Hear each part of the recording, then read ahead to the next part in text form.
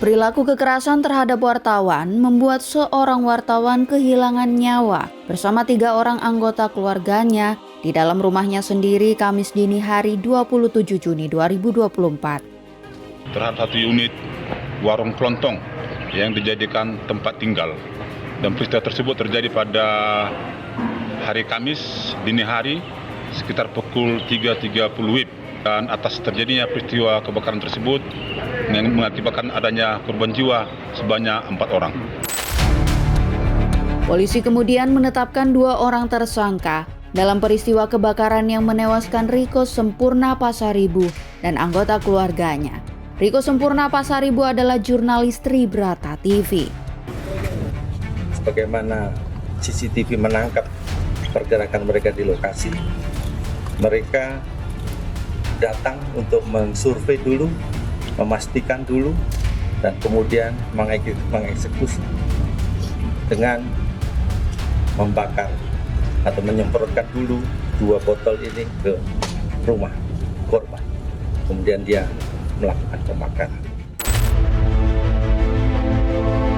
Bahkan Pangdam 1 Bukit Barisan Mayor Jenderal Muhammad Hasan menegaskan akan menghukum tegas bila ada oknum prajurit TNI yang terlibat dalam peristiwa ini. Pada kesempatan siang hari ini, saya hadir di sini. Kami memberikan dukungan penuh ya, TNI, khususnya dalam hal ini Pangdam 1 Bukit Barisan, karena kemarin dalam pemberitaan selalu dikaitkan. Ya, pada siang hari ini kita semua sudah mendengar penjelasan dari Bapak Kapolda. Kita dukung penuh, kami menyatakan dukungan penuh langkah-langkah selanjutnya yang akan ditindaklanjuti oleh Polda. Jadi mungkin itu yang perlu kami sampaikan. Terima kasih. Dewan Pers menemukan fakta pembakaran rumah yang menewaskan korban dan 3 orang anggota keluarganya terjadi setelah korban membuat liputan tentang perjudian yang terjadi di Kabupaten Karo, Sumatera Utara. Ditemukan sejumlah fakta bahwa kasus kebakaran yang menewaskan 4 orang tersebut terjadi setelah korban, yaitu saudara Riko Sempurna Pasaribu, memberitakan perjudian yang ada di Jalan Kapten Bom Jinting, Kelurahan Padang Mas, Kecamatan Kabanjahe, Kabupaten Karo, Sumatera Utara. Atas kejadian tersebut, Dewan Pers meminta Kapolri bersama Kapolda Sumatera Utara membentuk tim penyelidikan yang bersikap adil dan imparsial dalam mengusut kasus ini. Dewan Pers meminta Panglima TNI dan Pangdam Bukit Barisan membentuk tim untuk mengusut kasus ini secara terbuka dan imparsial. Dalam perkembangan selanjutnya, polisi menetapkan 1 tersangka baru berinisial B yang diduga memerintahkan pembakaran dan memberikan uang untuk membeli bahan bakar yang kemudian digunakan untuk membakar rumah sang jurnalis Riko Sempurna Pasaribu.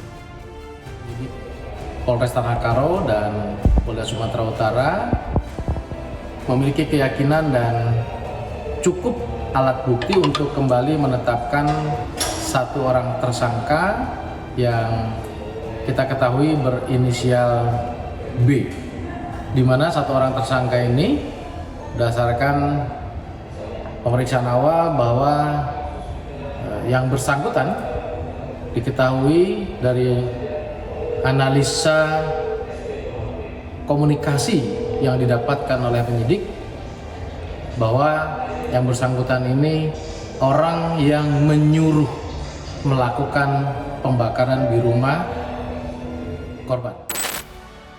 Tersangka ketiga ternyata pernah melakukan tindakan pidana sebelumnya. Pelaku pernah dipenjara karena tindak pidana pembunuhan. Yang bersangkutan sudah 2 kali ya menjalani hukuman. Tentu ini menjadi background yang kita akan lebih kuatkan lagi. Ada akan pemeriksaan psikologi para pelaku juga sedang akan kita siapkan. Kita siapkan baterainya yang tepat. Artinya kan nanti akan kita bisa menangkap apa yang ada dalam pikirannya, apa yang dalam kepribadiannya, dan kemudian kita akan bisa mengungkap lebih dalam lagi apa yang menjadi motif daripada yang bersangkutan. Anak perempuan korban, Eva Meliani Pasaribu, bahkan mendatangi Puspom TNI Angkatan Darat dan Komnas HAM, didampingi oleh kuasa hukum dari LBH Medan. Menurutnya, dugaan-dugaan yang melibatkan oknum aparat negara harus diusut tuntas. Karena bukti-bukti kami juga udah cukup untuk mengarah ke situ, makanya kami hadir sampai hari ini ke sini, ke Jakarta, agar ditelusuri lagi dahulu, diperiksa. Kalau memang benar adanya, diberi dia hukuman sesuai dengan yang diperbuatnya. Ahli psikologi forensik Reza Indragiri Amril menyatakan, kasus-kasus kekerasan dan kematian jurnalis di luar perang terkait dengan karya jurnalistik yang memberitakan pelanggaran hukum yang melibatkan uang dalam jumlah besar. Karena mendiang dikabarkan melakukan kerja jurnalistik terkait dengan masalah judi, maka memang masuk akal kalau ada spekulasi bahwa peristiwa yang sangat menyedihkan, yang sangat mengerikan ini boleh jadi bersangkut paut dengan topik pemberitaan yang disusun oleh mendiang.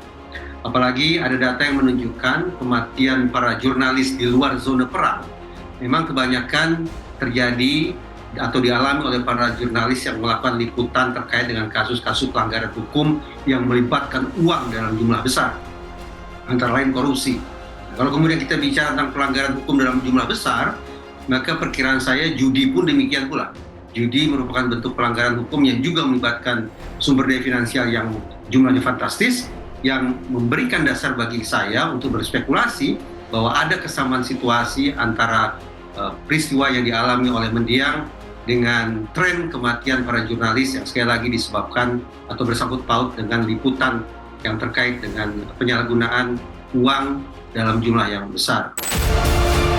Kerja jurnalistik adalah bentuk hak asasi publik untuk memperoleh kebenaran atas sebuah peristiwa. Kerja jurnalistik memiliki kode etik profesi yang ketat dan diatur dalam undang-undang. Kekerasan terhadap wartawan menjadi bentuk pengingkaran pada hak publik untuk memperoleh kebenaran fakta dalam sebuah peristiwa.